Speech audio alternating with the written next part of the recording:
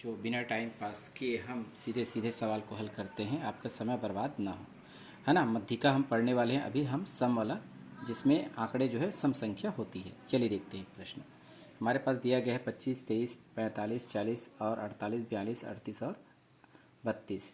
सबसे पहले आंकड़े को क्या करते हैं, आंकड़े को आरोही क्रम में रखेंगे। हल करने जा रहे हैं आरोही क्रम में रखने पर। तो चलिए देखते हैं सबसे छोटी संख्या कौन सी है। इसमें दिख रहा है सबसे पहले 23 है, फिर 24, 25 दिखाई दे रहा है, 25 के बाद 26, 27, 28, 29, 30, 31, 32 है, 32 के बाद आ जाएगा 38, 38 के बाद आएगा 42, नहीं सॉरी 40 आएगा पहले, 40 के बाद आएगा 42, 42 के बाद आएगा 45 और ये 48। देख लें 8 बार था, ये 8 बार लिखे हैं कि नहीं। 1 2 3 4 5 6 7 8, तो यानी n बराबर कितना हो जाएगा 8।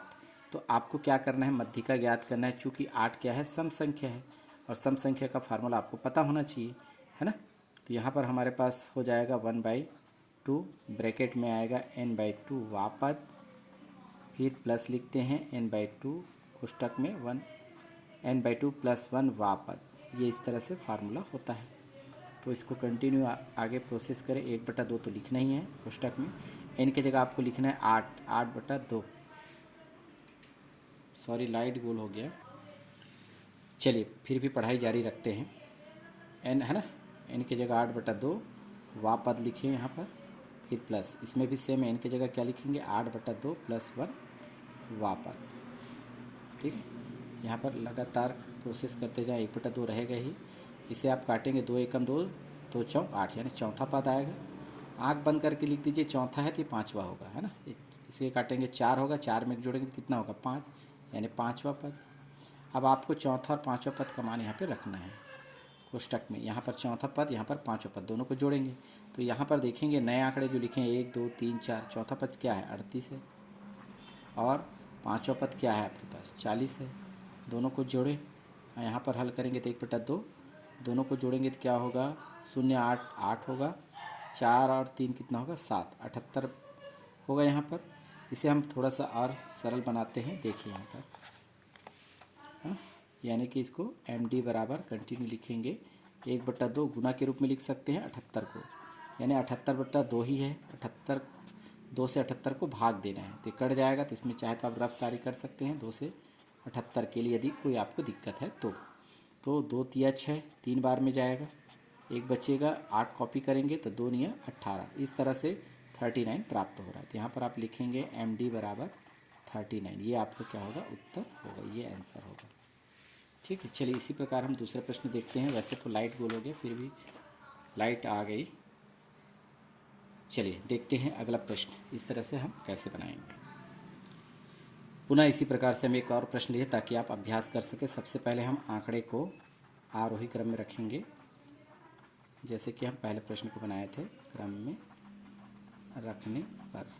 ठीक, यहाँ पर सबसे छोटी संख्या देखेंगे, हमारे पास क्या है 38 दिखाई दे रहा है। सबसे पहले लिखें 38, 38 के बाद दिखाई दे रहा है 40 है तो 40 लिखें।